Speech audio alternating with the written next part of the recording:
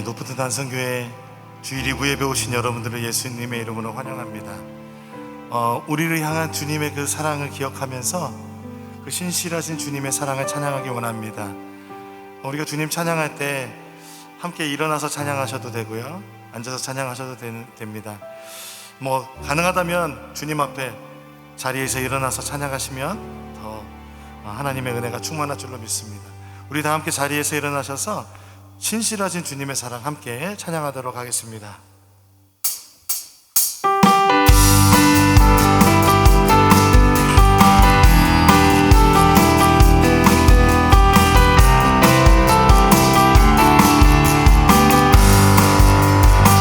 나를 향한 주님의 사랑 그 누구도 바꿀 수 없네. 나의 영혼 언제나 주를 원해. 나를 향한 주님의 사랑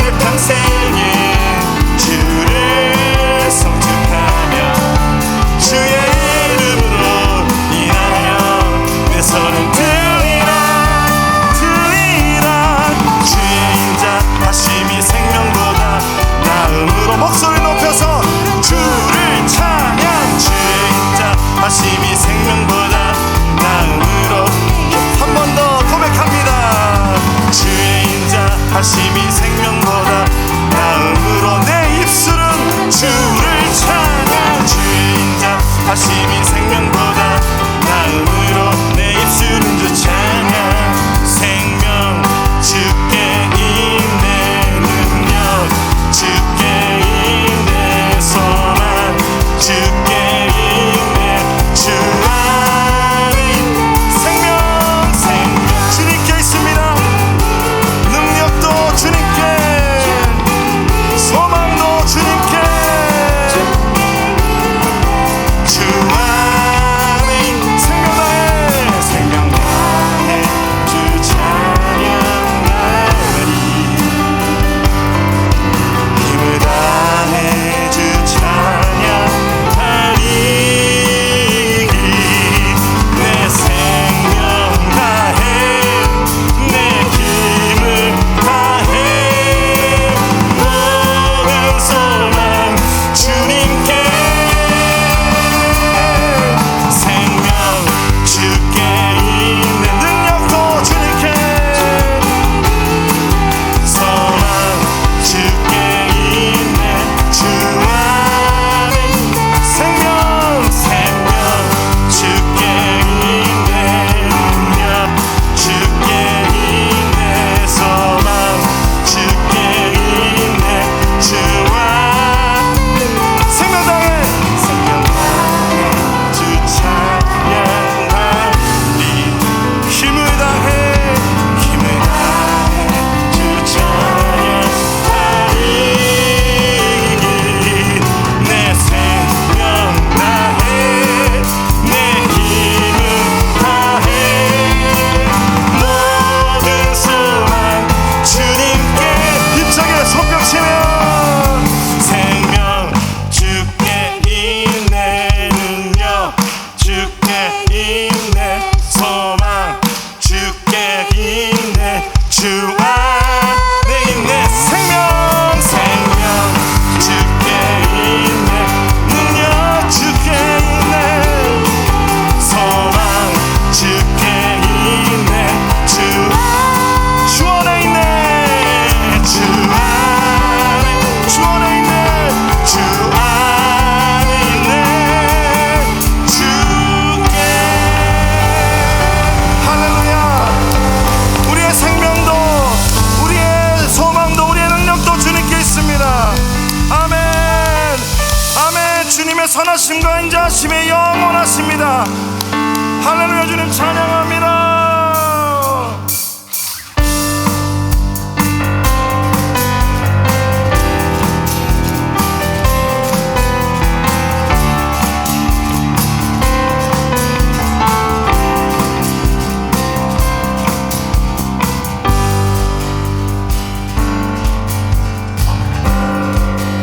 왕 되신 주께, 왕 되신 주께 감사하세. 그 사랑 영원하리라. 모든 것 위에 뛰어나신 주, 그 사랑 영원하리라. 찬양, 찬양. 해 뜨는 데서, 해 뜨는 데서 지는 데까지 그 사랑 영원하리라. 주내로 우리 걸어가리. 그 사랑 영원하리라. 찬양, 찬양, 찬양, 찬양, 찬양. 영원히 신실하신 능력의 하나님, 영원히 함께하리. 영원히, 영원히, 영원히 신실하신 능력의 하나님, 영원히 함께하리. 영원히, 영원히, 영원히. 능력의 손과 펴신 팔로, 능력의 손과 펴신 팔로 큰 소리로 그 사랑 영원하리라. 거듭난 영혼들을 위하여 다시 한번 그 사랑 영원하리라.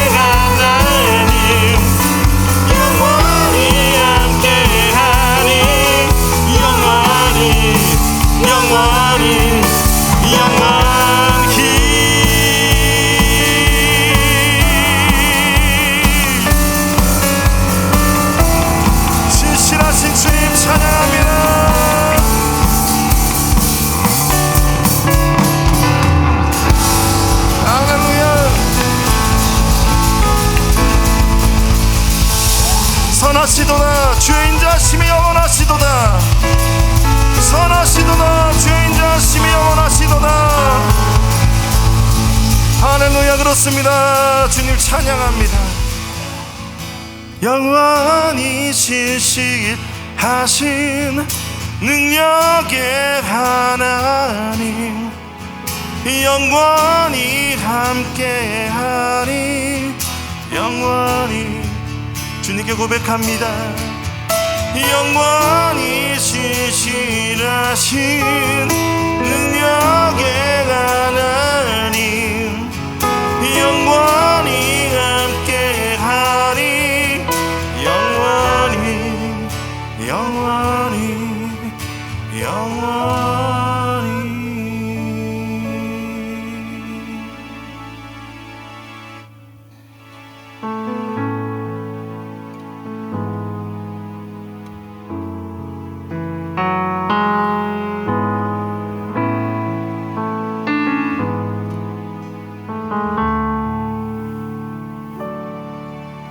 내가 누려왔던 모든 것들이,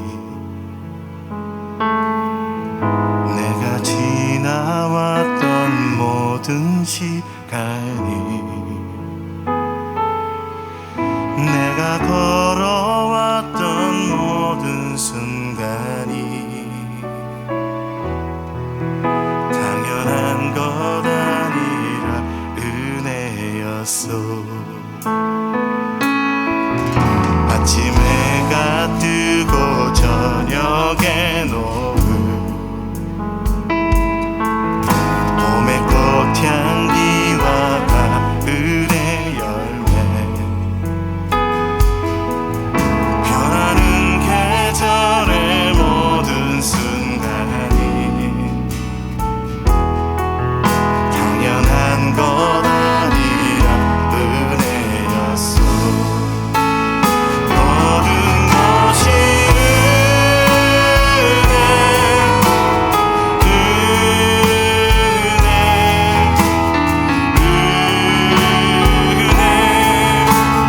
한없는 은혜. 내 삶에 당연한 건 하나도 없었던 것을, 모든 것이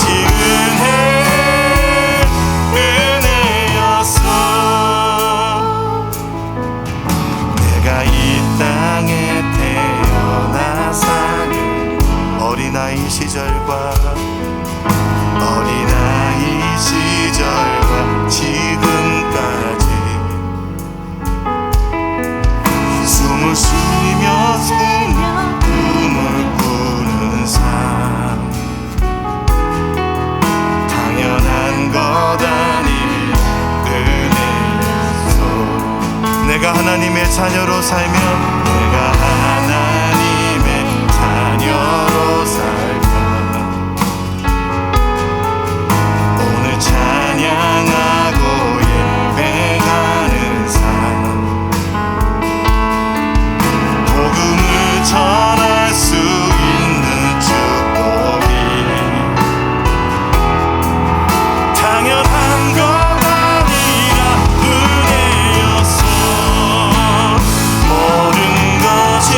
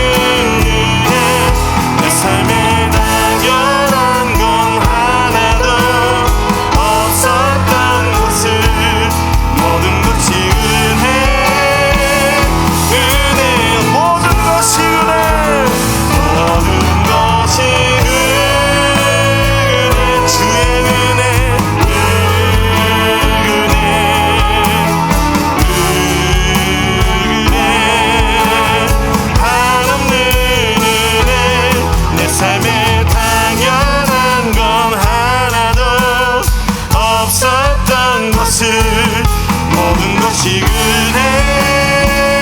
은혜여서 한없는 주님의 은혜, 한없는 주님의 은혜, 온 세상 위에 넘칩니다. 가릴 수 없는 주여 영광, 온 땅 위에 충만합니다. 주님만이 길이 오니 우린 그 길 따라갑니다. 그날에 우리 이루시 주는 한없는 주님의 은혜를 찬양합니다. 한없는 주님의 은혜, 온 세상 위에 넘칩니다. 가릴 수 없는 주여 온 땅 위에 충만합니다. 주님만이 길이 오니 우린 그 길 따라갑니다. 그날에 우린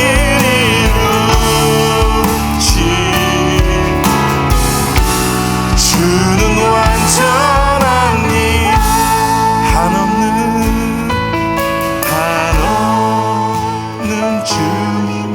주님께 두 손을 높이 드시면서 온 세상 위에 넘칩니다. 가릴 수 없는 주여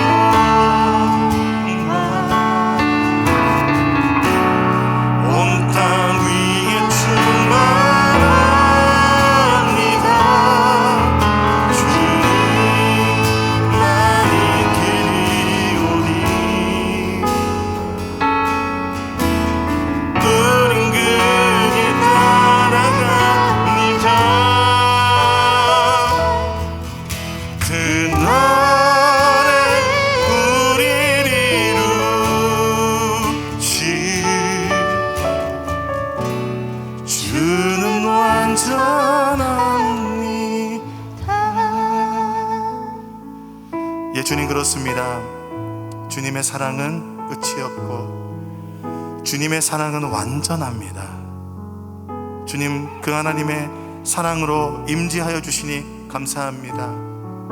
하나님의 임재로 우리 가운데 충만하게 함께 하시니 감사합니다. 주님 우리는 연약하고 우리는 흔들리고 우리는 변할지라도 주님의 사랑은 영원하십니다. 변치 않으십니다. 주님 주의 인자하심이 생명보다 나음으로 우리의 입술은 주님을 찬양합니다. 주의 인자하심이 생명보다 나음으로 주님만을 높여드립니다. 주님 우리의 인생 가운데 그것이 소망입니다. 주님 찬송드립니다. 하나님 오늘은 어버이 주일입니다. 우리에게 생명을 주시고 부모님을 통하여 그 생명을 이어가며 또한 하나님 그 부모님을 통하여 신앙과 또한 삶의 풍요함을 누리게 하시는 주님, 주님 우리 가운데 그 가정 가운데 하나님의 나라가 임하여 주시옵소서.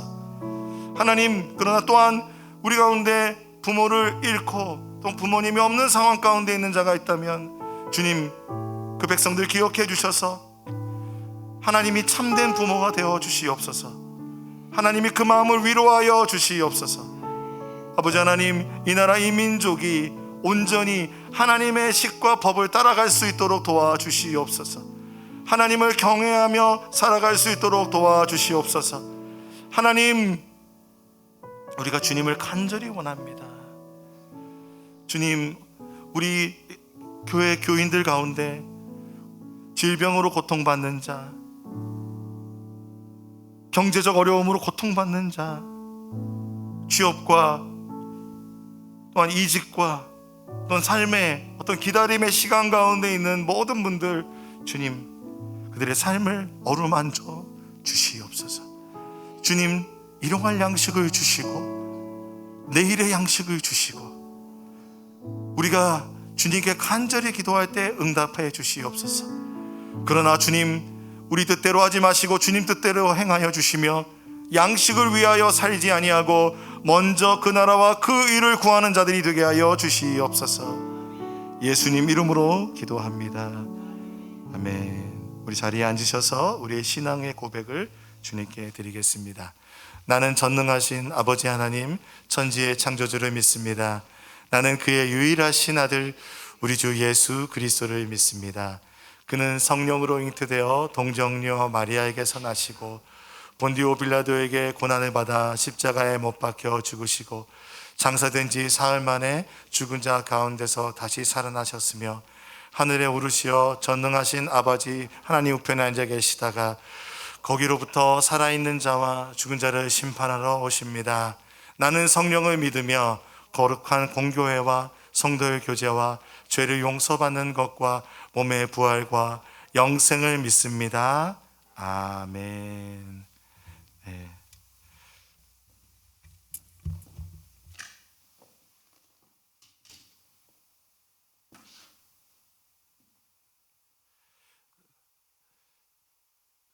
네, 우리 교회 소식 전하겠습니다. 우리 옆에 있는 분과 한번 인사하실 때 사랑합니다, 축복합니다. 네, 하트 손 하시면서 네, 반갑습니다. 네. 예, 우리 2부 예배도 오늘 많은 분들이 찾아와 주셨습니다. 오늘 어버이 주일로 우리 함께 예배 드리고 있습니다. 네, 네, 아직 못하신 분이 계시면 한 번 더. 네, 우리 함께 신앙생활하기 원하시는 분들은 새가족 등록카드 작성해 주시길 바랍니다. 어버이 주일로 오늘 지키고 있습니다. 가정의 달에 어버이 주일로 부모님의 사랑, 부모님의 신앙을 기억하게 하신 하나님 찬양합니다. 청년부 모임 안내해 드립니다. 높은 뜻 안성교회 청년부 모임을 합니다. 다음 주에 오후 2시에 하니까요, 미혼 청년들은 꼭, 마음만 청년이신 분 말고요, 미혼 청년들 부탁드립니다. 마음은 청년인데 결혼했다 그러면 참아주시고, 오시고 싶으시면 말리진 않겠습니다만, 네, 같이 예, 청년들 모여서 처음으로 이제 청년 공동체를 만들려고 합니다. 여러분 주변에 많이 강권해 주시고요. 우리 요즘 청년들은 이게 좀 약간 끌어줘야 되는 게 있는 것 같아요. 그래서 많이 참여하라고 부탁드립니다. 그리고 저희가 아주 소중한 결정을 했습니다. 저희가 8월 7일부터 9일까지요, 무박 3일입니다. 무박 3일로 사실 우리가 이지웅 목사님이라는 분이 계세요. 그 목사님이 성경을 아주 잘 풀어주시는 분이신데 성경 사경회로 우리가 계획을 했는데 이 시간을 우리 높은 뜻 안성교회가 많은 분들이 함께 모여서 공동체를 이루기도 하고, 그래서 또 여기에 우리 교회의 공간과 또 카페, 누아일 카페와 이 모든 곳이 너무 누리기가 좋아요. 게다가 이 시에서 관리해주는 공원도 있고, 그래서 우리가 무박 3일로 온가족 수련회를 하려고 합니다. 온가족 수련회를 통해서 아침과 저녁에는 말씀을 듣고 낮에는 함께 공동체를 이루는 프로그램을 가지려고 합니다. 이렇게 미리 5월 첫째, 둘째 주부터 광고를 드리는 이유가 있다면은 휴가를 맞춰주시기를 부탁을 드립니다. 그래서 우리가 계속 광고 드려도 아마 여러분 고민이 되실 거예요. 드디어 사회적 거리두기가 풀린 이때에 내가 휴가를 좀 가고 싶었는데 아쉬우실 수도 있겠습니다. 하지만 이 온가족 수련회에 한번 함께 참여하셔서 높은 뜻 안성교회의 정체성과 또 우리의 부르심을 함께 세워나가는 시간이 되시면 좋겠습니다. 그리고 예미산 프로젝트 계속 진행되고 있습니다. 방역 안내드립니다. 지금 우리는 거리두기가 이제 다 해제돼서 그리고 또 교회에서 식사도 할 수 있잖아요. 그래서 국수도 먹고 다 가능합니다. 그리고 야외에서 마스크 해제가 됐잖아요. 그러니까 여러분 밖에서는 마스크 벗으셔도 되고요. 실내에서 예배를 드리실 때는 그러나 아직까지는 여러분 방역을 위해서 마스크 착용은 부탁드립니다. 중보기도 안내해드립니다. 상시 중보기도 제목 받고 있습니다. 중보기도 저희가 기도 제목 받아서 금요일 수요일 날 기도하는데, 오늘 제가 들으니까 저희 기도가 응답되고 있어요. 그래서 정말로 실제적으로 그분의 우리 집사님 동생분의 마음이 막 움직이고 있어요. 하나님 기도로 역사하십니다. 그래서 여러분들 그 기도 제목 있으시면은 꼭 같이 기도할 수 있는 기회를 주십시오. 공동체로 함께 기도하는 것 너무 중요합니다. 봉사자 모집하고 있습니다. 저희가 봉사자 모집을 계속 내는 이유가 뭘까 궁금하실 거예요. 저희는 교육자가 같이 함께 기도하면서 이 예배를 세워가기 위해서 저희가 다른 교회들의 결정들 중에서는 이제 우리가 뭐 봉사를 하면은 사례비를 준다든지 그런 결정들을 하고, 사람의 어느 정도의 그런 사례비를 주면서 봉사자를 데리고 올 수도 있잖아요. 나중에는 우리가 그래야 될 수도 있어요. 그런데 지금 우리가 세워져 가는 입장에서는 우리 교회의 그런 지금 예배를 위한 그런 필요들을 우리 교인들이 함께 하는 것이 중요하다 생각이 들었습니다.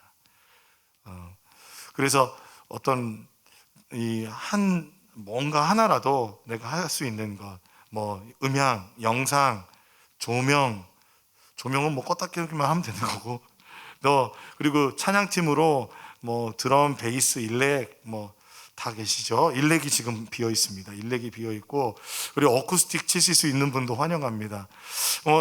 이런 부분들의 필요를 여러분들에게 말씀을 드림으로 교인들이 함께 참여하는 예배를 만들고 싶어요.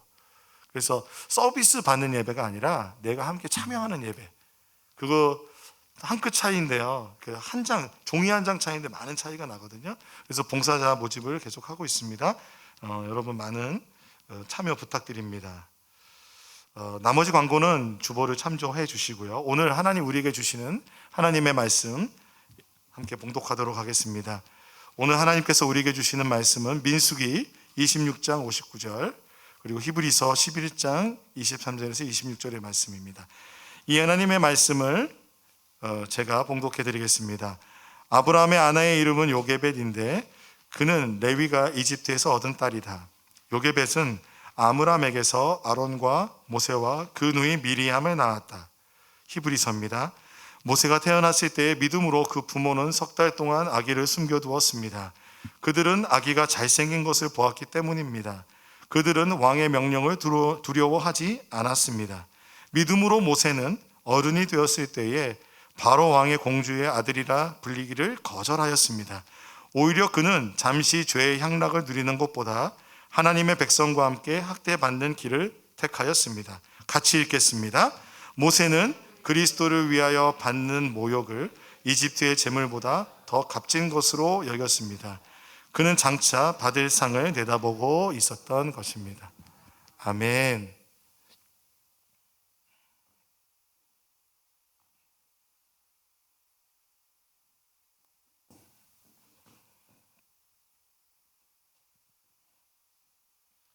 네.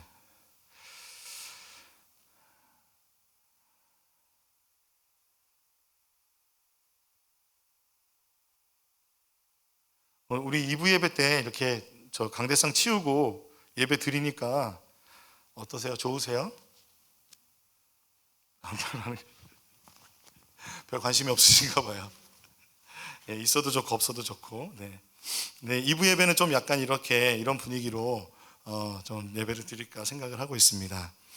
지난주 어린이 주일을 보내면서 우리가 막 준비를 하는데요. 토요일부터 준비를 하는데, 이거 사경회보다 더 열심히 준비한다 생각이 들었습니다. 막 풍선도 막 만들고, 그리고 막 뭐 공룡 탈 쓰고 다니는 사람도 있었잖아요. 왜 그럴까 생각을 해보니까 예수님이 아이들을 귀하게 여기니까 우리가 아이들을 위해서 더 힘을 내야 되는구나. 그리고 또 어른들을 위한 시간보다 아이들을 위해서는 더 큰 에너지를 막 내는 것이 맞구나라는 생각이 들었습니다. 그래서 이번 주에 사실 어린이 주일과 그 어버이 주일이 겹쳐가지고 또 많은 분들이 또 이렇게 예배 자리에 또 많이 빠지실 것 같았는데 다들 자리를 지켜주셔서 너무 감사드립니다. 그래서 오늘 오신 여러분들이 예수님의 이름으로 격하게 환영합니다. 네, 격하게 환영하고요. 특별히 오늘 70세 이상 되신 어르신을 위해서 저희 어버이주를 맞이해서 교회에서 선물을 준비했습니다. 그래서 잠깐 자리에서 일어나 주시겠어요? 70세 이상 되신 분. 네. 네. 일어나시죠. 네. 네. 저희 교회에서 선물이랑 꽃을 좀 준비했습니다. 네. 네, 박수로 네, 감사합니다. 네.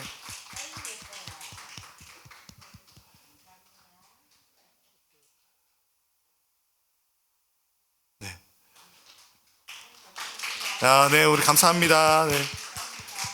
다시 우리 어버이 은혜 감사하는 마음으로 박수 하겠습니다.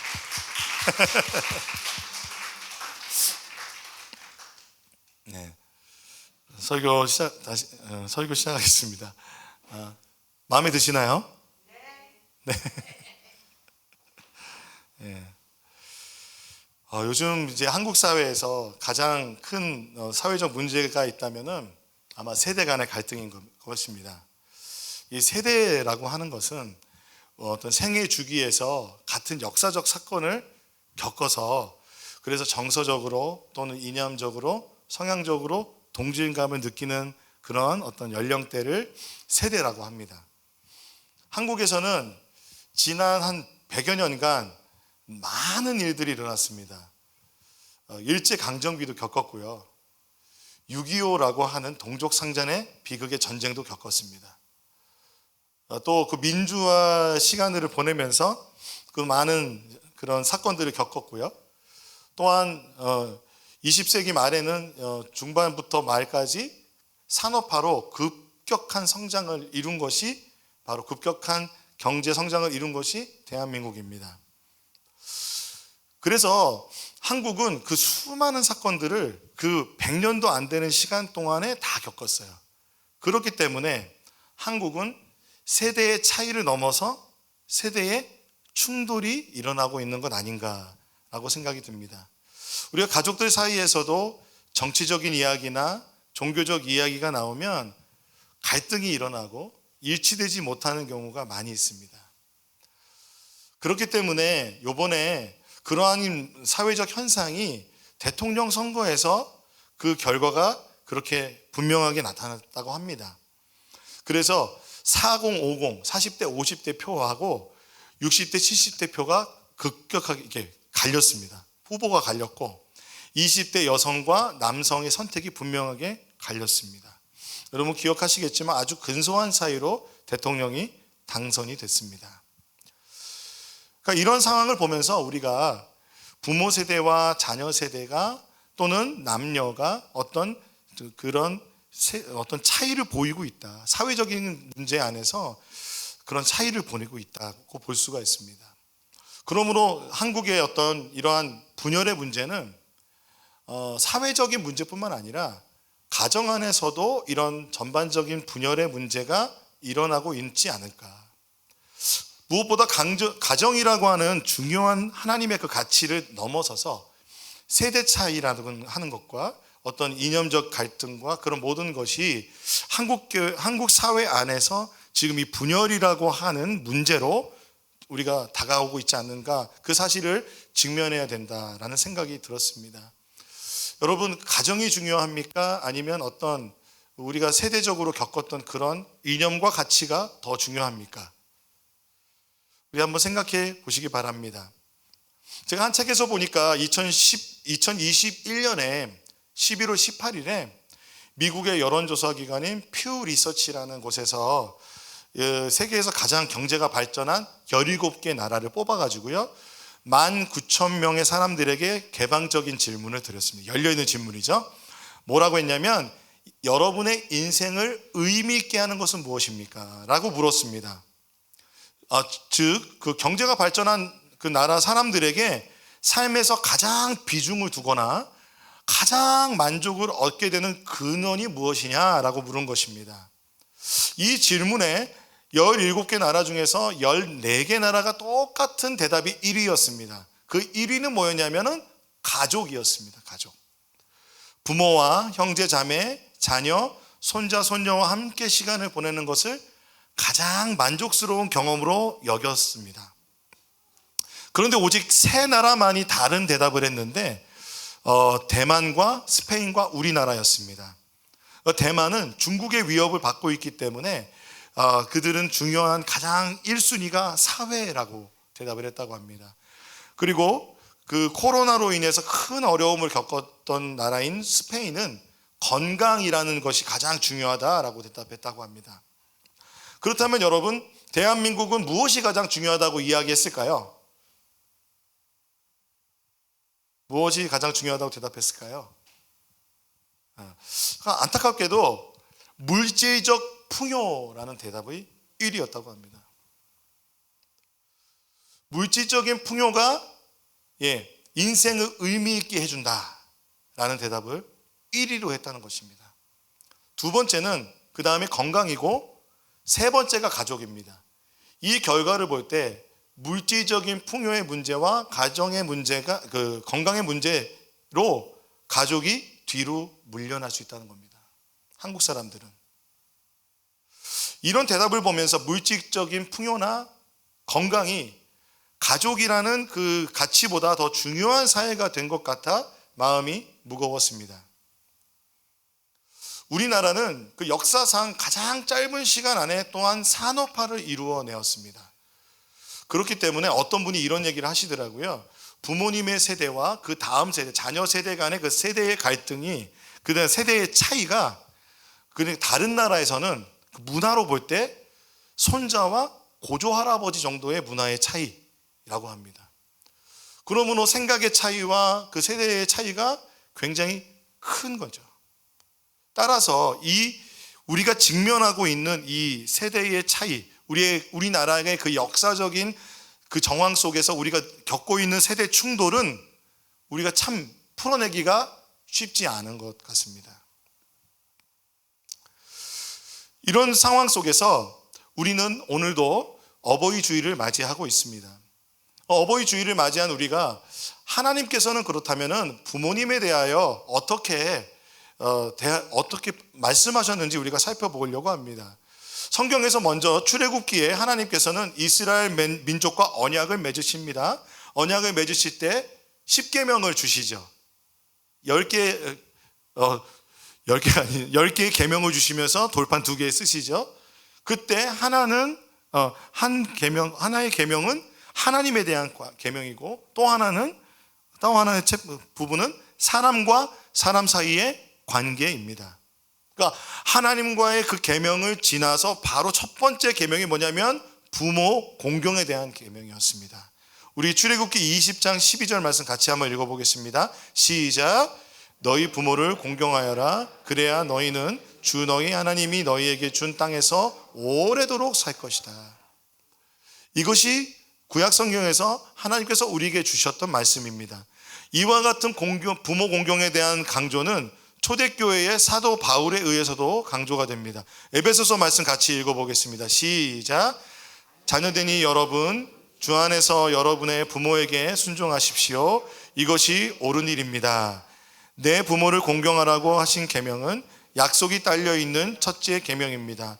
내가 잘되고 땅에서 오래 살 것이다 하신 약속입니다. 그러므로 여러분, 부모를 공경하라라는 것은 하나님의 계명입니다. 이 신앙인에게 주는 주님의 명령입니다. 그런데 이 주님의 명령은 무엇이 딸려 있다고 말하냐면 약속이 딸려 있다고 합니다. 그러니까 이 계명을 잘 지키면 하나님은 무언가 주시겠다고 하셨습니다. 뭘 주시냐고 말하냐면 첫 번째는 네가 잘 되고 두 번째는 네가 땅에서 오래 살 것이다. 잘 되고 잘 되는 형통함과 하나님께서 또 이 땅에서 장수하게 해 주시겠다 말씀하십니다. 그만큼 부모 공경은 하나님께서 중요하게 여기신 것입니다. 그렇기 때문에 율법에서 부모 공경을 하지 않고 부모를 함부로 대하면 어떻게 되냐면요, 출애굽기 21장에 보면은 부모를 때리거나 저주한 사람은 어떻게 될까요? 사형에 처합니다. 요즘 시대에 부모를 때리거나 저주하면 사형에 처하지 않죠. 그러나 하나님의 구약 시대에서는요, 이 부모님을 공경하는 계명을 어기면 사형에 처하게 되어 있었습니다. 이것은 하나님의 말씀 레위기와 신명기에 다시 강조되어 있습니다. 그렇다면 이 부모 공경하라는 하나님의 말씀을 성경에서는 어떻게 실천하기 원하실까요? 한 4가지 정도를 제가 살펴보았는데, 첫 번째는 부모에게 순종하라라고 되어 있습니다. 잠언 말씀에 우리 같이 한번 읽어볼까요? 시작. 아이들아, 아버지의 명령을 지키고 어머니의 가르침을 저버리지 말아라. 그것을 항상 내 마음에 간직하며 내 목에 걸고 다녀라. 내가 길을 갈 때에 그것이 너를 인도하여 주며 내가 잠잠할 때에 너를 지켜주고 내가 깨면 너의 말벗이 되어줄 것이다. 참으로 그 명령은 등불이요 그 가르침은 빛이며 그 훈계의 책망은 생명의 길이다. 아마 여러분 부모님을 먼저 하늘로 보내신 분들은 아마 이 말씀이 무엇인지 더 잘 아실 것입니다. 부모님의 말씀이 생각나고 기억나시죠? 어떻게 이렇게 살아라 하셨던 그 말씀들이 기억날 것입니다. 그 말씀을 따라 순종해 사는 것, 그것이 부모 공경이라는 것입니다. 두 번째는 부모를 기쁘게 하라라고 하였습니다. 잠언 말씀 함께 읽어보겠습니다. 시작. 의인의 아버지는 크게 기뻐할 것이며 지혜로운 자식을 둔 아버지는 크게 즐거워할 것이다. 너의 어버이를 즐겁게 하여라. 특히 너를 낳은 어머니를 기쁘게 하여라. 아버지들 섭섭해하지 마시고요. 우리가 부모님을 기쁘게 하는 것, 그것이 하나님 부모 공경이라고 하는 것입니다. 세 번째는요, 부모님의 쓸 것을 공급하여야 한다고 합니다. 마태복음 15장 5절에서 9절의 말씀을 제가 읽어드릴게요. 그러나 너희는 말하기를 누구든지 아버지나 어머니에게 내게서 받으실 것이 하나님께 드리는 예물이 되었습니다 하고 말만 하면 그 사람은 제 부모를 공경하지 않아도 된다고 한다. 이렇게 너희는 너희의 전통 때문에 하나님의 말씀을 패한다. 위선자들아, 이사야가 너희를 두고 적절히 예언하였다. 이 백성이 입술로는 나를 공경해도 마음은 나에게서 멀리 떠나 있다. 그들은 하나님의 사람의 훈계를 교리로 가르치며 나를 헛되이 예배한다. 즉, 지금 그들이 하고 있는 사람의 훈계는 뭐냐면, 아버지나 어머니께 드릴 것을 내게서 받으실 것이 하나님께 드리는 예물이 되었습니다 라는 것이 고르반이라는 것입니다. 고르반 되었습니다 라고 하면은 부모님을 봉양하지 않아도 되는 거예요. 이게 사회적 관습이었습니다. 이게 뭐하고 비슷해요? 우리나라 고려장하고 되게 비슷합니다. 그러므로 이것을 예수님께서는 책망하셨습니다. 하나님께서 이 백성이 입술로는 나를 공경해도 마음은 나에게서 멀리 떠나 있다라고 말씀하시죠. 부모를 공경하지 않는 게 나에게서 멀리 떠나 있다라고 말씀하신 겁니다. 그러므로 부모가 어려운 형편에 있을 때 부모의 쓸 것을 자녀들이 공급하여 드려야 하는 것입니다. 일부러 뭔가 어떤 사회적 관습의 핑계를 대서 부모를 부양하지 않는 것에 대해서 예수님 그때 당시에 책망하셨습니다. 네 번째는요, 마지막으로는 어려운 중에도 평안하도록 돌봐야 합니다. 룻기 말씀 2장 11절에 보아스가 룻에게 대답하였다. 남편을 잃은 뒤에 댁이 시어머니에게 어떻게 하였는지를 자세히 들어서 다 알고 있어. 댁은 친정 아버지와 어머니를 떠나고 태어난 땅을 떠나서 엊그제까지만 해도 알지 못하던 다른 백성에게로 오지 않았소 라고 말합니다. 룻이 어떤 사람입니까? 이방 여인입니다. 그런데 히브리 여자, 이스라엘 사람 어머니 나오미가 홀로 되자 어머니를 버리고 자기 민족에게로 갈 수 있었음에도 불구하고 어머니와 함께 동행하였습니다. 그러니까 보아스가 룻을 통하여 예수님의 혈통이 이어집니다. 룻은요, 그 어머니를 돌봤습니다. 봉양하였습니다. 함께하였습니다. 그러므로 어려울 때 부모님과 동행하며 평안하게 해드린 것은 중요한 것입니다. 이와 같이 기독교는 부모를 공경하는 것을 중요하게 여깁니다. 효의 종교라고 말씀드릴 수도 있을 것 같습니다. 그런데 앞서 말씀드린 것 같이 세대 간의 갈등과 충돌이 일어나잖아요. 그럼 우리는 어떻게 해야 될까요? 부모님의 세대는 어떻게 하셔야 될까요? 자녀의 세대는 어떻게 해야 될까요? 하나님의 말씀대로 부모의 세대의 말씀에 무조건 복종해야 할까요? 그렇다면 우리가 생각해 보아야 될 것이 있습니다. 구약의 시대에서는 어르신의 말씀은 하나님의 말씀이 전달되는 아주 절대적인 것이었습니다. 그리고 이전에는, 과거에는 어르신의 경험과 지식이 그 당시에 살아가는 어떤 사람들보다 풍성하였습니다. 그러니까 지금 우리가 뭔가 궁금하면 네이버를 쳐서 그 모든 지식을 알듯이 어른에게 물어보는 거예요. 이때는 어떻게 해야 됩니까? 갑자기 큰 재해가 일어났어요. 어떻게 하면 이 재해를 극복할 수 있습니까? 큰 지진이 일어났어요. 어떻게 하면 이 지진이 극복할 수 있습니까? 라고 물어보는 것입니다. 그런데 요즘과 같이 세대가 빨리 변하고 4차 혁명, 산업혁명의 디지털 정보화 시대 가운데서는 그 모든 정보를 어디서 얻을 수 있냐면 인터넷 가운데서 얻을 수 있습니다. 그러다 보니까 그 정보에 대한 분별, 신뢰성, 그것이 굉장히 중요하게 되고, 그리고 세상을 살아가는 지혜를 어르신에게 가서 묻기보다는 그리고 그 인터넷 정보를 통해서 얻는 경우가 많이 있습니다. 이것만 가지고 볼 수는 없지만, 그렇기 때문에 부모의 세대와 자녀의 세대, 그리고 이 손주의 세대, 이 세대들의 어떠한 연합이나 그런 부분들이 어느 때보다 쉽지 않은 시대에 우리는 살아가고 있습니다. 그렇다면 우리는 그러면 어떻게 해야 될까요? 어거스틴이라는 분이 있어요. 성 어거스틴이라는 분이 있는데요. 이분이 기독교 사상가로서 모든 우리의 그 기독교의 교리에 영향을 미친 분이십니다. 많은 기독교 사상가들이 이 성 어거스틴의 말을 다시 재인용했는데요. 이런 말이 있습니다. 함께 읽어보겠습니다. 시작.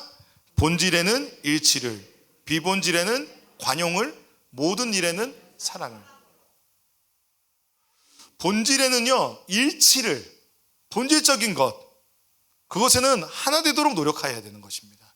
두 번째, 비본질적인 것에서는 관용하고 품어주고 자유를 주어야 한다는 것입니다. 그리고 이 모든 일에 무엇으로? 정의가 아니라 사랑으로 대하여야 한다는 것입니다. 그러므로 하나님께서 가정을 주시고 그 부모와 자녀들을 가정으로 이루어 주셨을 때 하나님의 식과 법으로 하나님의 나라를 이루며 살아가고 일치하도록 노력해야 한다는 것입니다. 그렇게 하기 위해서는 하나님의 말씀을 읽고 하나님의 뜻을 분별하며 서로 열린 마음으로 대화하며 그 한 마음으로 서로를 품도록 노력하는 일이 필요합니다. 그리고 비본질적인 문제에 있어서는 세대 차이의 다양한 견해에 관용하는 정신이 필요한 것입니다. 때로는 세대 간에 그것이 이해되지 않을지라도 우리가 그 위에 사랑으로 덮어서 관용하는 시간이 우리 가정에게 필요하다는 것입니다. 관용하는 정신이 필요하다는 것입니다. 사랑으로 덮는 것이 필요합니다. 한국은 경제적인 풍요가 가정의 화목함보다 더 앞선 가치로 생각하는 그런 사회가 되었습니다. 참으로 안타까운 현실입니다. 우리가 가정에서 정치적인 문제나 그 견해 차이가 있을 때 참 이렇게 얼굴을 붉히게 되거나 말을 꺼내는 것조차가 어렵게 되게 되는 것을 우리는 겪게 되었습니다. 여러분 아마 겪어보셨을 것입니다. 그때 하나님께서 저에게 주셨던 마음이 있었습니다. 왜 내가 이렇게 마음이 불편할까? 내가 불편한 마음을 갖고 있는 것이 옳은 것인가 고민할 때 하나님께서 이 대한민국 사회 안에 이런 견해의 차이가 본질적인 문제로 여겨지도록 사단이 속이고 있다는 것입니다. 본질적인 문제로 여겨서 나라가 분열되고 그 분열이 그 가정을 하나 되게 하는 것을 넘어서서 가정을 찢고 있다는 것입니다. 가정이 분열되고 사회가 분열되는 것은 하나님이 원하시지 않는다는 마음이 있었습니다. 그렇다면 무엇일까요? 오히려 하나님의 뜻은 자녀의 세대가 부모 세대의 상처와 아픔, 그리고 그들의 역사와 삶의 애환을 이해하고 그 마음에 품는 것입니다. 또한 부모의 세대는 자녀의 세대를 관용하고 사랑하여 품어주는 것이 하나님의 뜻이지 않을까 생각해 보았습니다. 부모를 공경하라라고 했을 때 사도 바울이 전제를 딱 걸었어요. 뭐라고 하냐면 주 안에서 부모를 공경해야 하는 것입니다. 그러므로 부모 세대도 자녀 세대에게 주 안에서 대하여야 합니다. 자녀 세대는 부모 세대에게 주 안에서 대하여야 합니다. 따라서 하나님 안에서 주님의 식과 법이 어긋나는 것이 있다면 때로는 서로 강요하거나 요구하지 않아야 할 것입니다. 제가 20대에 읽었던 책이 있습니다. 20대에 군대 제대하자마자 읽었던 책인데 그 20대에 하지 않으면 안 될 50가지 책이었어요. 일본 작가가 쓴 책이었는데 그 중에 하나가 미래의 자신의 진로를 결정할 때는 불효를 해야 된다. 그러니까 효를 중요하게 생각하는 일본 사회와 한국 사회에서 이 말은 굉장히 던져주는 메시지가 강했습니다. 근데 여러분 그거 아십니까? 한국의 많은 사람들이 부모가 하라는 대로 이렇게 그 스텝대로 살아가는 분들이 많이 계십니다. 특히 그래서 그런 분들이 사회의 중요한 요직에 가 계신 분들도 굉장히 많이 있습니다. 그런데 제가 이런 컨설팅을 받는 그분들을 이제 코칭해 주시는 분들이 얘기를 들으면 저 정도 나이가 됐을 때 이분들이 그 대기업이라고 하는 그리고 그 안정감을 깨고 나오시는 게 너무 힘드신 거예요. 그런 고민들을 막 얘기하신다고 하시더라고요. 그러니까 스스로 뭔가의 결정을 하고 할 때에 그런 어떤 결정들을 한 번은 깰 때가 필요한데 저는 이제 이게 제 삶을 헌신할 때 부모님을 거역을 했습니다. 제가 원래는 공대 출신이거든요. 조선공학을 했는데 조선공학해서 먹고 살았으면 잘 먹고 살았지 않았을까요? 그런데 주 안에서 제 부모님께는 그렇게 되었습니다. 그러나 하나님께서는 저희 가정에 오히려 그 결정을 통해서 하나님의 나라가 임하게 하여 주셨습니다. 저 오늘 설교를 준비하면서 진짜 너무 힘들더라고요. 근데 부모님의 세대에 대해서 내가 그렇게 잘하지도 못하고 그리고 또 이렇게 뭔가의 어떤 한쪽에 치우치는 설교가 되지 않을까 너무 걱정이 되었어요. 그래서 본질의 하나님 집중하고 싶습니다. 성령님 조명해 주세요. 기도했습니다. 우리에게 참으로 그래서 중요한 것은 본질과 비본질을 분별할 수 있는 능력입니다. 하나님의 식과 법이 더 중요하다. 이것은 세상의 관습과 법에서 왔다.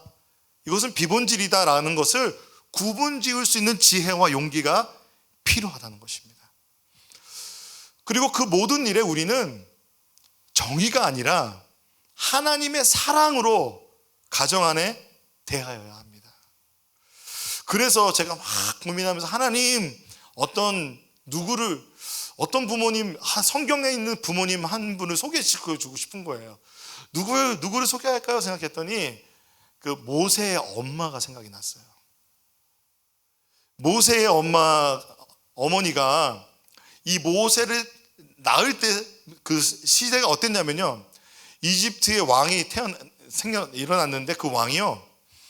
그 요셉이라고 하는 사람을 모르는 왕이었어요.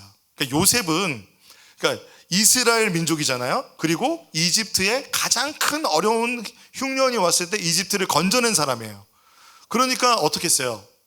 보은하였겠죠. 잘 대해줬을 거예요. 그런데 모르는 왕이 나와서 이들을 견제하기 시작하는데 이스라엘 백성들은요 너무 이렇게 아기를 잘 낳는 거예요. 자녀의 출산이 그래서 수가 막 불어나요. 그런데 이집트 사람, 여러분 사회가 고도화되면 아이를 많이 안 낳잖아요. 이집트 사람들은 자녀가 적은 거예요. 그러니까 이 수가 많아지니까 어떻게 해요? 견제해야 되니까 그들에게 노역을 시키기 시작했어요. 심한 중노동을 시키기 시작했어요. 심한 중노동을 시키면 시킬수록 애를 더 잘 낳아요. 점점 더 많아져요. 그러니까 산파를 불러내요.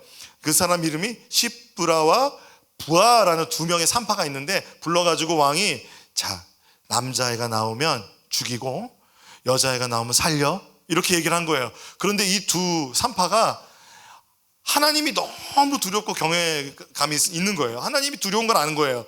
그러니까 다 살려줬어요. 그러니까 오히려 이스라엘 백성들이 그 수가 크게 불어났다고 말합니다. 핍박하고 핍박할수록 하나님의 백성은 더 크게 하나님께서 보호하심 안에 있는 것 같습니다. 그러니까 이 이집트 왕 바로가 이런 명령을 내립니다.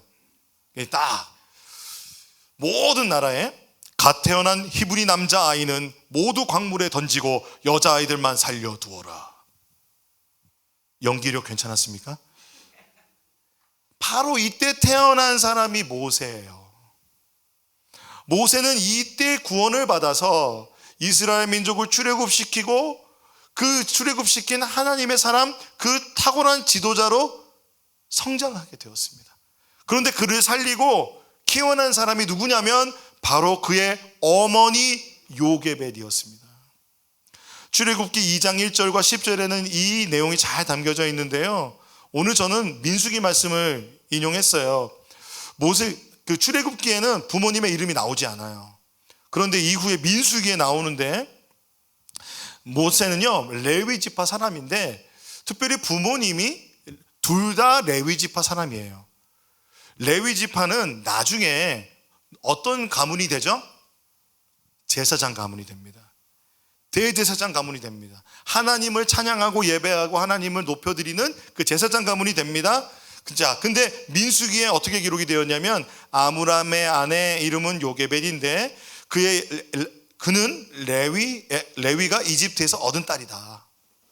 요게벳은 아므람에게서 아론과 모세와 그 누이 미리암을 낳았다라고 하고 있습니다. 독특한 점이 있습니다. 뭔지 아십니까? 보통은 남편의 이름이 나오고 아내에게서 그 자식이 나왔던데 요게벳을 주목하면서 그는 그러니까 레위 자손이 이집트에 있을 때 얻은 딸이다. 이 사람을 설명해요. 여인을 설명하고 그리고 이렇게 얘기해요. 요게벳은 아므람에게서, 요게벳이라는 이 여인이 아므람에게서 아론과 모세와 그 누이 미리암을 낳았다. 우리 아므람의 믿음에 대해서는 우리가 알 수 없지만 요게벳의 믿음은 분명하게 알 수가 있는 것 같습니다. 아므람과 요게벳은 아론과 모세와 누이 미리암을 낳았습니다. 이남일녀죠. 정황상으로 볼 때 모세의 형 아론이 태어났잖아요. 그러니까 그때 모세가 태어날 때쯤에 있었던 그 왕의 명령 이전에 태어났다고 볼 수 있는 겁니다. 그리고 여러분 잘 아는 그 누이는 미리암으로 아주 똑똑한 아주 지혜로운 누나였습니다. 출애굽기 말씀에 보면요 이렇게 되어 있습니다. 레위 가문의 한 남자가 레위 가문의 한 여자를 아내로 맞이하였다. 누군지 아시죠? 아므람과 요게벳입니다. 그 남자가 임신을 하여 아들을 낳았는데 그 아들이 모세죠. 아직은 모세란 이름이 없습니다. 그 아이가 하도 잘생겨서 남이 모르게 석 달 동안이나 길렀다. 그러나 더 이상 숨길 수가 없어서 갈대 상자를 구하여다가 역청과 송진을 바르고 아이를 거기 담아 강가의 갈대 사이에 놓아두었다. 그 아이의 누이가 멀찍이 서서 아이가 어떻게 되는지 지켜보고 있었다. 1절과 2절에 보면요, 이 어머니 요게벳이 그 아들을 낳았는데 아이가 하도 잘생겼대요. 고슴도치 사랑 아시잖아요. 자기 자식은 다 이쁘잖아요. 어느 날 제가 고등학교 때 친구들이랑 막 걸어가고 있었어요. 저쪽에서 어머니가 막 오는데 그리고 나서 나중에 가면서 우리 아들이 제일 잘생겼네 그러더라고요. 여러분 아시죠? 제가 제일 잘생기지 않았다는 사실을 눈치채셨을 겁니다. 그런데 요게벳이 모세를 본 잘생김은 무엇이었냐면은 히브리어로 보면 따라 보겠습니다. 토브. 잘 따라해 주셨습니다. 토브라는 것은 하나님이 창세기에 모든 것을 창조하고 나서 보시기에 선하였다, 보시기에 좋았다 했을 때 토브입니다. 좋다, 선하다, 아름답다, 존귀하다 라는 것은 이 어머니 요게벳이 그 아이를 보았을 때 그만큼의 어떤 하나님의 마음이 느껴졌다는 것입니다. 아이를 바라볼 때 하나님의 마음으로 아이를 바라보았습니다. 단순히 외형적으로 아름다웠을 뿐 아니라 장차 하나님의 일을 감당할 사람으로서 그 존귀함과 뛰어남이 보인 겁니다. 그 용모 속에 드러나 있었고, 그 아이를 향한 그 하나님의 마음을 요게벳이 깨달았다는 것입니다. 그래서 요게벳은 결정하죠. 어떤 결정이에요? 이 아이를 강가에 버리지 않고 내가 기르겠다, 숨겨서라도 키워야겠다. 왕의 명령을 어기고 담대하게 그를 감추었습니다. 히브리서는 그렇게 이야기하고 있습니다. 모세가 태어났을 때 믿음으로 그 부모는 석 달 동안 아이를 숨겨 두었습니다. 그들은 아기가 잘생긴 것을 보았기 때문입니다. 그들은 왕의 명령을 두려워하지 않았습니다. 그런데 아이가 자라면 어떻게 되죠? 점점 목소리가 커지잖아요. 배고프면 목소리가 더 커지고, 100일이 되면 감당할 수 없을 정도로 막 이리 뒤집고 저리 뒤집고 막 그렇게 난리가 납니다. 더 이상 아이를 숨길 수 없는 상황이 되었습니다. 저 집에서 지금 아이 소리가 나는데, 소리가 나는데 이웃들이 아마 다 눈 감아주지 않았을까요? 그런데 혹여라도 이집트 관리나 누군가 알게 되면 아이의 목숨이 위태로운 지경이 되었습니다. 어떠한 일이 일어날지 어떻게 알겠습니까? 그래서 이 어머니는 어떤 한 결정을 합니다. 아이를 갈대 상자에 넣어서 그 강에다 내어놓자. 이게 여러분, 혹시 아이를 버린다고 느껴지지 않으십니까? 아이를 포기하는 결정으로 느껴지십니까? 요즘 사실 그런 분들이 많이 있어요. 서울에 보면은 베이비박스 사역을 하시는 분이 계세요. 저도 한번 그 아이들과 함께 시간을 보낸 적이 있는데, 아이들이 장애를 갖고 태어난 아이들이 많아요. 미혼모들이 그렇게 출산을 하고 나서 그 베이비박스 거기에 데려다 놓는 거예요. 그러면 그 목사님이 그 아이를 거두어서 자녀를 키워요. 그 사역을 하고 계세요. 그렇게 버린 걸까요? 아니요, 그게 아니에요. 누구보다 사랑하지 않았을까요? 누구보다 사랑했지만 이 아이를 살리려는 그 결정은 이 아이를 오히려 놓아주는 것이다. 이 아이의 운명을 하나님께 맡기겠다, 이 아이의 목숨을 하나님께 맡기겠다라는 마음으로 이 행동을 한 것입니다. 어떻게 그것을 알 수 있냐면, 갈대 상자를 어떻게 했어요? 역청과 송진으로 방수 처리를 했습니다. 그런데 이 갈대 상자를, 이 상자를 히브리 말로 하면은 한번 따라해 보겠습니다. 테바. 이 테바라는 이름은 방주라는 것입니다. 이 방주라는 것은 언제 이 단어가 쓰였냐면 노아의 방주 때 쓰였어요. 그러므로 이 여인은 노아의 방주의 그 홍수에서, 물에서 노아를 건져내셨던 것처럼 하나님, 이 아이를 이 물에서 건져 주세요라는 믿음으로 그 갈대 상자 안에 집어넣은 것이죠. 그리고 역청과 송진을 바르면서 얼마나 기도했겠습니까? 하나님, 이 아이를 살려주세요. 그리고는 이 아이를 이제 그 갈대밭에 내어놓습니다. 그리고 이 상자가 어디로 흘러가는지 그 누이 미리암은 그걸 쫓아가면서 다 보고 있는 거예요. 다 보고 있는데 놀랍게도 이 상자가 누구에게? 바로의 딸 목욕하는데 그 앞에서 발견된 거예요. 이 바로의 딸은요, 이 목욕하다라는 그 의미가 제의적인 의미가 있어요. 그러니까 날마다 그 정결함을 위해서 씻는 거예요. 네. 그 목욕하는 그 시간대에 나왔는데, 만약에 여러분 그걸 알고 그렇다면 그 갈대 상자를 놓았을까요? 안 그랬을 것 같아요. 왜냐하면은 분명히 이 아이를, 사내아이가 태어나면은 강에다 던지라고 명령한 사람이 누구예요? 이 사람의 아버지잖아요. 그러니까 발견하게 되면 어떻게 될까요? 던질이라고 생각할 텐데 그 사람 목욕하는데 두지 않겠죠. 그러므로 이것은 하나님이 그 갈대 상자를 바로의 딸 앞으로 이끌어내신 거라고 우리는 볼 수 있습니다. 이끌어냈을 때 바로의 딸이 이 상자를 보고 열었는데 어머니와 그 요게벳과 똑같은 마음을 느꼈어요. 어떤 마음? 긍휼한 마음, 사랑하는 마음을 하나님께서는 그 안에 주셨어요. 그래서 이 아이를 향하여 긍휼한 마음이 생기게 하셨어요. 그래서 이 아이를 내가 키워야겠다. 여러분, 입양할 때 그 입양하는 분들의 제 이야기가 들어보면 그 아이를 만나면 그 아이가 내 마음에 들어온대요. 그래서 가슴으로 낳는다고 하잖아요. 우리가 출산으로 아이를 낳지만 또한 입양으로도 우리는 그 마음으로 아이를 품어 아이를 나의 자녀로 키워낼 수 있는 것입니다. 그래서 이 바로의 딸이 그 마음을 가졌는데 미리암이 옆에 있었잖아요.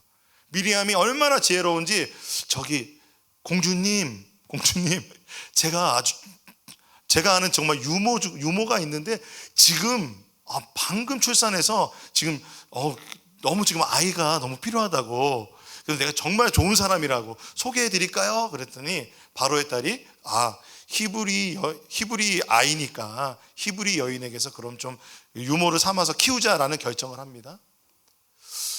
그래서 놀라운 것은 갈대 상자에 떠나보낸 아이가 오히려 공식적으로 내가 돌볼 수 있는 유모가 되어서 나의 가정으로 돌아온 거예요.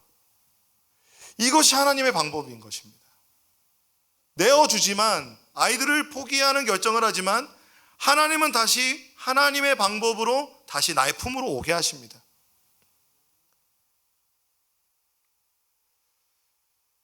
아이가 젖될 때까지 키웠거든요. 그러면은 아이가 약 4년 정도를 키웠다고 보는 거예요. 그리고 이 4년 정도 이후에 이 아이는 이집트 왕국에 들어가서 35년간 활동을 합니다. 공부를 배우고 최고의 교육을 받아요. 그런데 놀라운 것은 2장 11절에 어떻게 나오냐면요, 그 마음이 어디로 가냐면 자신의 동족에게 끌려가요. 동족이라는 표현을 했다는 것은 그 마음의 정체성이, 모세는 그 마음이 나는 이스라엘 사람이다 라는 마음이었다는 거예요. 이름은 분명히 바로의 딸이 지어줬어요, 모세라고. 그런데 어떻게 그 애정과 정체성을 가지고 있었을까요? 어른이 되자마자 어떻게 동족에게로 갈 수 있었을까요? 사람에게는요, 그 감정의 탱크가 있대요. 이 감정의 탱크가 있는데, 이 감정의 탱크가 바로 한 4년 동안에 그 어머니와 아버지에 의해서 이게 채워진다고 해요. 사랑의 5가지 언어가 여러분 혹시 아십니까? 그런 사랑의 언어들이 말로만이 아니라 감정적으로, 정서적으로 키워진다는 거예요. 그래서 요게벳은 분명히 유대인의 어머니의 방법으로 하나님에 대한 이야기를 그에게 해주었을 거예요. 그 아이한테 잘 때마다 해줬을 거예요. 모세야, 내가 너를 처음 태어났을 때 봤는데 너무 잘생겼더라. 내가 모세야 너를 보았는데 이런 상황이 있어서 이집트 왕이 다 죽이려고 해서 갈대 상자에 기도하면서 너를 담아서 보냈는데 하나님이 바로의 딸을 통해서 너를 살려주셨어. 모세야, 하나님은 살아계셔. 모세야, 하나님이 너를 살려주셨어. 너는 하나님의 사람이야. 하나님을 기억하고 살아야 돼 라고 하나님의 이야기를 해 주었을 것입니다. 이 4세 이하가요, 인생을 위한 기초공사라고 합니다. 이 시기에 받은 교육은 인격을 형성하고 상호 신뢰감과 공감력, 그리고 사회성을 만들어 간다고 그래요. 그 심리학의 바운더리 문제를 연구하시는 분들에게도요, 이때가 처음에는 어머니와 아주 긴밀한 유대감 가지고 있다가, 그리고 나서는 반드시 이후에 한 18개월이나 12개월 이후에 분리와 개체화, 내가 어머니와 다른 존재구나 라는 것을, 이 2가지가 같이 형성되어야 한다고 합니다. 이런 어머니의 사랑의 양육으로 인해서 히브리서는 이렇게 기록하고 있습니다. 믿음으로 모세는 어른이 되었을 때에 바로 왕의 공주의 아들이라 불리기를 거절하였습니다. 오히려 그는 잠시 죄의 향락을 누리는 것보다 하나님의 백성과 함께 학대받는 길을 택하였습니다. 모세는 그리스도를 위하여 받는 모욕을 이집트의 재물보다 더 값진 것으로 여겼습니다. 그는 장차 받을 상을 내다보고 있었던 것입니다. 모세는 이집트의 그 놀라운 재물과 그 명예보다 하나님 백성 되는 것을 선택하였습니다. 하나님의 백성으로 그 학대받는 길을 선택하는 용기를 가지고 있었습니다. 그것은 바로 어머니 요게벳의 사랑과 믿음이었습니다. 그러므로 여러분, 우리는 기억해야 합니다.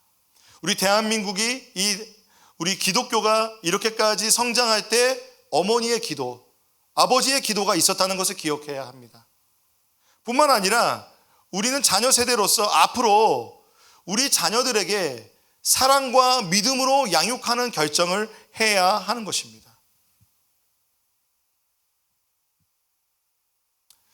이런 애절한 요게벳의 마음이 담긴 찬양이 있습니다. 오늘은 그 찬양을 같이 함께 보면서 그 적용을 해보려고 합니다. 주님은 우리의 인생을 보고 계십니다. 이 땅에 많은 요게벳과 같은 믿음의 어머니들을 주셔서 감사합니다. 모세를 키워낸 부모와 같은 그 믿음의 부모님들로 인하여 하나님을 찬양합니다. 하나님, 어버이날을 맞이하여 어버이 주일에 하나님의 은혜가 우리 가운데 임하여 우리 부모님들에게 충만하게 함께하여 주옵소서. 주님, 우리에게 감사를 표현하는 우리가 그런 신앙인이 될 수 있게 하여 주옵소서. 이 시대에 나타난 분열의 사회의 풍조를 벗어나 하나 되는 가정을 이루게 하여 주옵소서. 하나님, 부모의 세대는 자녀의 세대를 향해 사랑과 관용과 믿음으로 대하게 하시고, 자녀의 세대는 부모의 세대를 이해하고 믿음을 이어받아 참된 사랑과 하나님의 가치를 깨달아 살게 하여 주옵소서. 하나님께서는 가정을 하나님의 나라로 허락하셨습니다. 우리의 삶 속에 하나님의 나라의 참된 비밀과 본질을 깨닫도록 성경 말씀을 대할 때마다 성령으로 조명하여 주옵소서. 믿음과 소망과 사랑이 충만하여 비본질적인 문제에 있어서는 관용하게 하여 주시어 화목하게 하시고 평화롭게 하여 주옵소서. 무엇보다 하나님의 사랑이 가정을 덮어 주옵소서. 하나님의 사랑을 진정으로 체험하게 하여 주옵소서. 예수님의 이름으로 기도합니다. 아멘. 오늘 이 가정 어버이날을 맞아서 오늘 귀한 봉헌 찬양을 준비해 주신 가정이 있습니다. 우리 김교준 안수 집사님 그리고 궁혜원 권사님 가정 나오셔서 봉헌 특송해 주시겠습니다.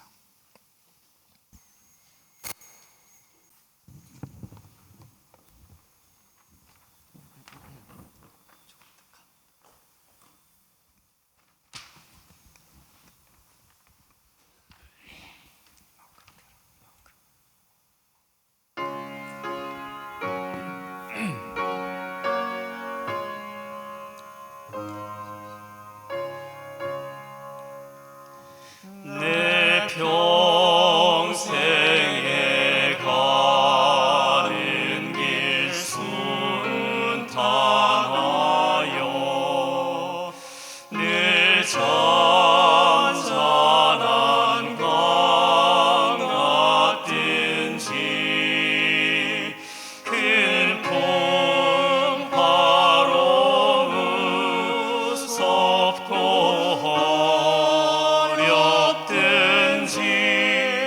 나의 영혼은 늘 편하다.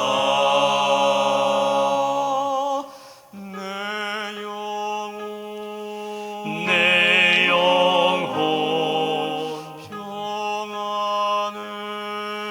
평안해. 내 영혼 평안해. 저막 위는 우리를 삼키네.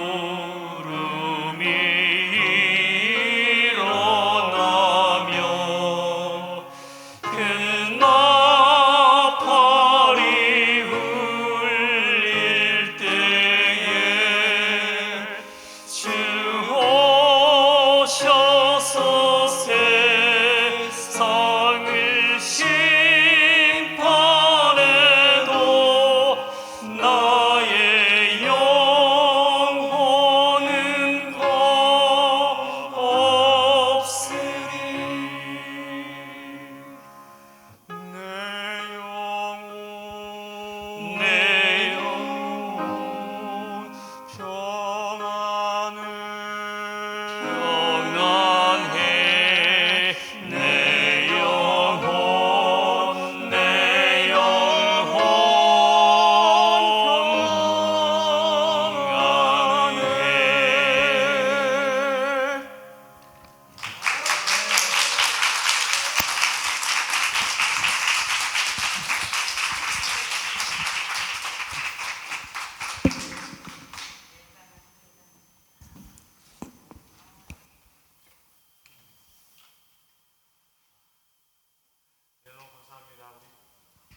다시 한번 박수. 네. 우리 다 함께 자리에서 일어나시겠습니다. 자리에서 일어나셔서 이런 교회 되게 하여 주옵소서 그 마음으로 찬양하시고 제가 봉헌기도 그리고 축도하겠습니다.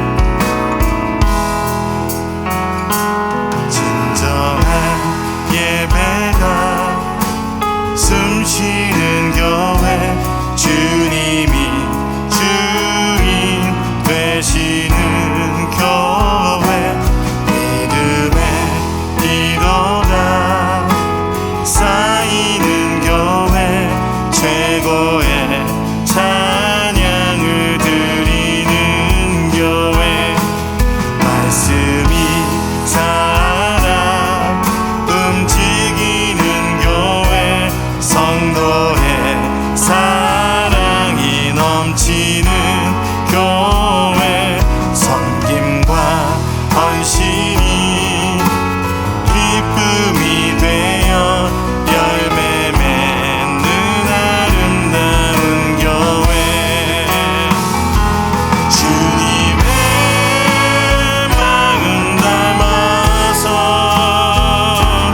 이웃을 사랑하는 교회 주님의 영광을 위해서 빛 되신 주님 전하는 교회 사랑의 불꽃이 활짝 피어나 날마다 사랑에 빠지는 교회 주께서 사랑하는 우리 교회가 이런 우리 한 번 더 찬양합니다. 주님의 마음 닮아서 주님의 마음 닮아서 이웃을 사랑하는 교회 주님의 영광을 위해서 빛 되신 주님 전하는 교회 사랑의 불꽃이 활짝 피어나 날마다 사랑에 빠지는 교회 주께서 사랑하는 우리 교회가 이런 교회 되게 하소서 이런 교회 되게 하소서 이런 교회 되게 하소서 이런 교회 되게 하소서 이런 교회 되게 하소서 하나님 아버지 감사합니다. 하나님 귀한 가정에 찬양을 통하여 영광 받아주시니 감사합니다. 하나님 가정 가운데 하나님의 살아계심을 나타내시고 하나님 찬양으로 영광 받으시니 주님 찬송 드립니다.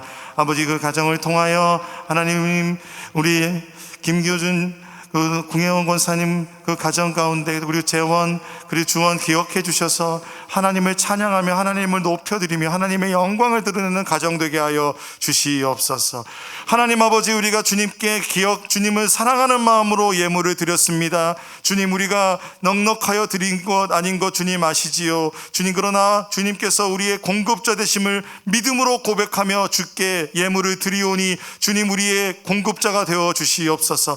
우리에게 맡기신 그 재정들 청지기로 살아가게 하여 주시고 하나님, 주님의 나라를 위하여 우리의 삶을 드리게 하여 주시옵소서.